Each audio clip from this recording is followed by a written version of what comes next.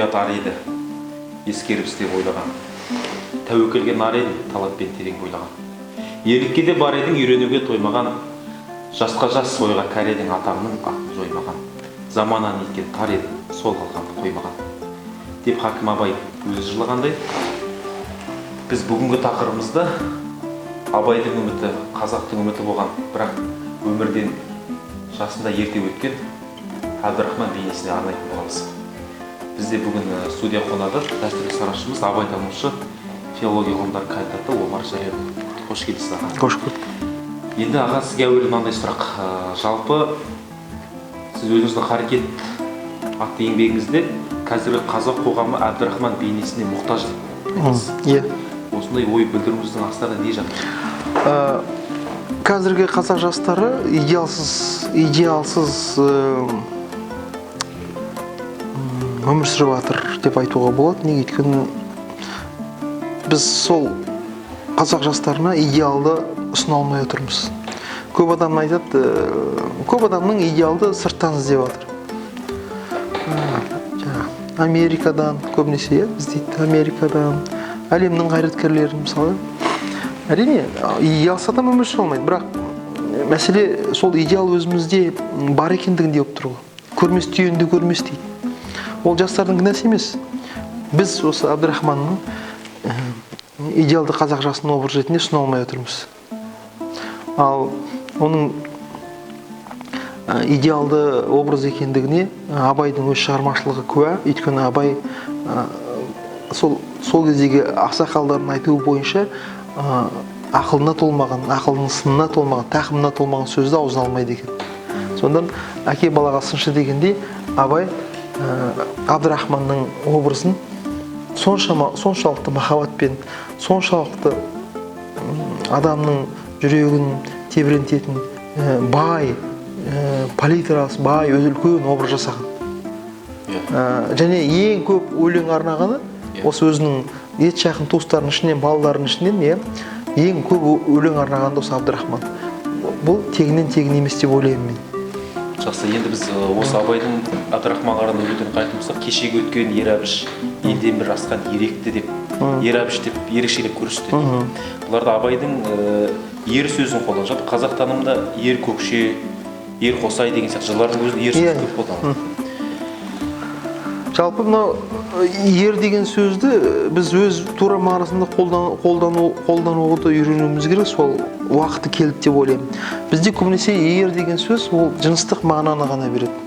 Ал шынымен де ер деп біз кімді айтамыз дегенде, ер деп өз нәпсісін өзі игере білген адамды біз ер дейміз. Сондықтан Әбдірахман бұл Абай Әбдірахманның алдына, Әбіштің алдына ер деген эпитетті қосып отыр. Саналы түрде. Неге? Шынымен де ол шында ер еді. Яғни айтқан сөзінде тұратын, екі сөйлемейтін, мәрт, жомарт, яғни адамның бүкіл көркем мінездерін бойына жинақтаған, рухы асқақ, нәпсісін тия білген адамды қазақ ер дейді. Ол ер, ол әйелге де айтылады, ол еркекке де айтылады. Содан ер мен еркекті біз ажыратып алуымыз керек. Өйткені еркектің бәрі ер емес.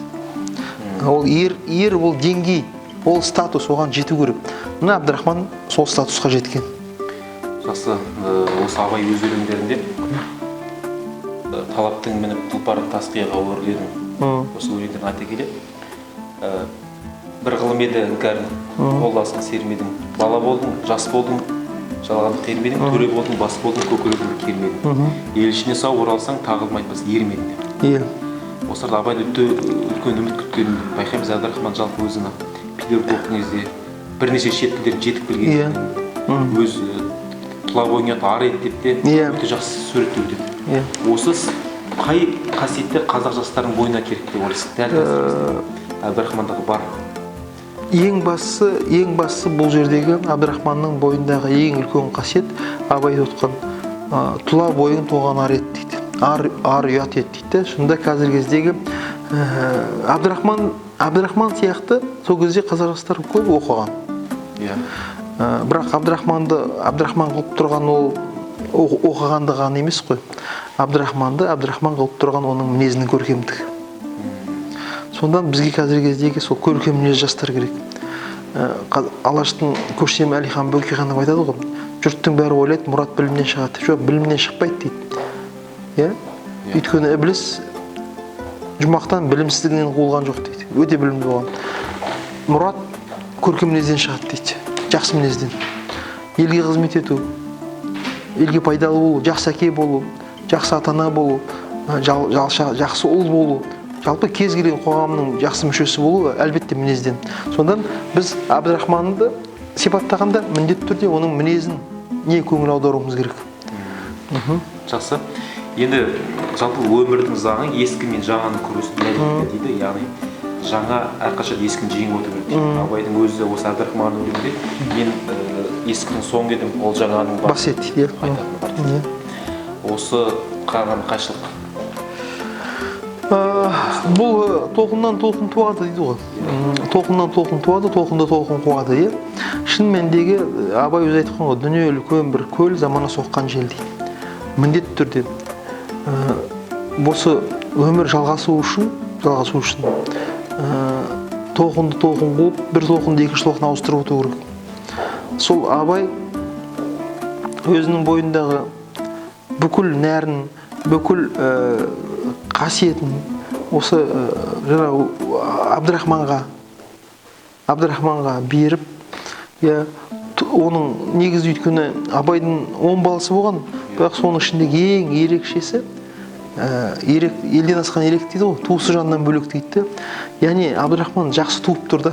Яғни Абдрахман ол Абайдың ғана емес, атасының бойындағы қабілетін.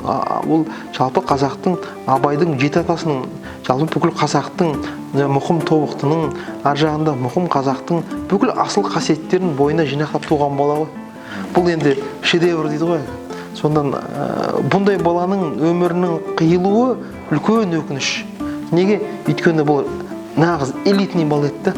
Абай айтады ғой, іздеп табар жалғаннан бала берген пендедін, пенде өлмейді арман, мінеки менде өлмейді. Іздеп табар жалғаннан деген сөздің мастары өте маңызды. Қазір кезде топырлап балалар туып отыр, бірақ сол балалардың іске асатыны халыққа пайдалы болатын азды. Сонда бұл сұраныс ол әлем сақтан бар екен. Сонда гректің ғұламасы Диоген бір күні шам алып жүр дейді, күндіз шам алып жүр дейді. Сонда сұраған кезде сіз не іздеп жүр дегенде мен адам іздеп жүрмін деп айтты.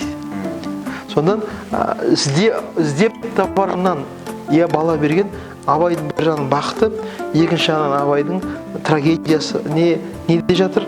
Сондай құйрықты жұлдыз деп айтыр өзі. Абай айтқан құйрықты жұлдыз негізі Абай осы Абдрахман қолданған бірінші.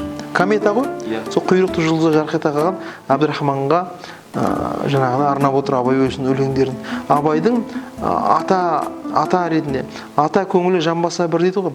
Ол атаның көңілі жанған, үміт өткен баласы үмітін ақтаған, сонда енді піскен жеміс қой, миуасы, сондай бір енді жейміз жеп отқан кезде әрине өте өкінішті. Жақсы, енді біз Абай жолы романын қарап отырсақ, Абдрахман қайтыс болғанда Мағаштың бейнесін бейнеленуі бар.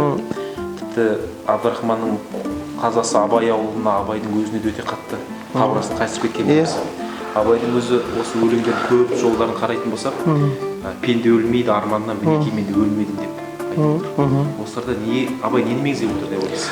Абдрахманға қатысты. Енді бұл пенделік деген негізі бұл арманнан тұрады. Пенде дегеніміз осы бұл парсы тілін аударған кезде бір адам бір нәрсеге мұқтаж болу, тәуелді болу, және екінші мағынасы тұтқын болу. Сонда тотықұш жарқанатқа пенде болыпты дейді, үмбетей Бұхарекең туралы айтқан кезде. Сонда қарасаңыздар, бұл жерде пенде өлмейді деген отырғаны неге? Өйткені пенделіктің өзі арманнан тұрады. Өйткені пенде деген кім? Пенде дегеніміз бойында міні болғандықтан да шексіз дамуға ұмтылған арманшыл адам. Яғни Аллаға тәуелді, Аллаға бағынышты. Сондан осы егер біз пенде болмай, біздің бойымызда мін болмай, біздің тіршілігімізде сондай мінсіз тіршілік болса, онда бізде арман да болмас еді, өз бе? Онда біз періштеге айналар едік. Мысалы, періштеде арман жоқ. Мысалы, неге? Өйткені періштеде қайшылық жоқ. Бізде адам періштеден де жоғары болып тұратыны, бізде тән мен рухтың мәңгілік бітіспес қарамайшылығы бар. Біздің рухымыз үнемі армандайды. Тәннің құрсауынан құтылып, Алламен қауышуды. Сол жолда, бұл Әбдірахманның өлімінің өзі дейді, сол жолда маған берілген бір абай сынақ деп қабылдап отыр. Алланың хикметі бұл. Өлімнің өзін сөйтіп қабылдап отыр. Сондан абай айтады ғой, тағдырына тәбдил жоқ дейді. Яғни өзгерту болмайды дейді. Алланың тәубә қылсақ керек. Абай тәубәсіне келіп отыр. Орын толмас қаза, бірақ абайдың бұны көтеретін себебі абайдың дүниетаным өте, диапазон өте кең болып отыр ғой. Жақсы, бірақ қарап отырсақ, абайдың соңғы өмірінің соңында болса, соңдан қайғы қат-қабат деп өзі айтады бар. Мағауияның өлімі. Барлық соңғы кезде абай өте көп құсаланып кетті деп айтады бар өмірінің соңында. Сонда да Әбдірахманның өлімі де абайдың өмірінің бір қысқа болуына әсер еткен жоқ деп ойлайсыз ба? Енді ол әлбетте шалағын айтады ғой, кәрі өлсе соққанда ол тынғандай, жас өлсе бәйтерегің сынғандай ақ дейді. Жігіттер жас күнде тәубаға кел, ажал деген көзді аш жұмғандай ақ дейді. Әлбетте қазақ өзі айтады ғой, аталатсаң аталат, бота-бота көрме дейді. Яғни кәрі өлсе ол бір рахмет дейді. Ол Алланың ісі, ол дүниенің заңдылығы. Әлбетте Әбдірахманның жастай қыршында қиылуы абайдың өмірін қысқартты. Оған ешқандай дау жоқ. Кейіннен Әбдірахман ғана емес, Мағауия, Әбдірахманнан да таланты кем емес. Абайдың өзінің сөзімен айтсақ, алдын даудан, артын жаудан босатқан Мағауия, оның қайтыс болуы. Міне осы өлімдер әрине абайдың өмірін қысқартты. Және бұл тек қана баланың өлімі десе, біз қысқартты десе айтсақ кішкене үстірт айтқан болар едік. Жалпы абайдың өмірін қысқартқан абайдың сол кездегі өзінің болмысы. Ол соншалықты ерекше туған абай, бүкіл қазақтың трагедиясын, бүкіл қазақтың мойнына түскен ауыртпашылықты жалғыз өзі қайыспай көтерді ғой. Әлбетте бұндай үлкен жүкпен ұзақ өмір сүрудің өзі өте нейғайбыл, өте мүмкін емес нәрсе еді. Сондықтан біз Аллаға рахмет айтуымыз керек.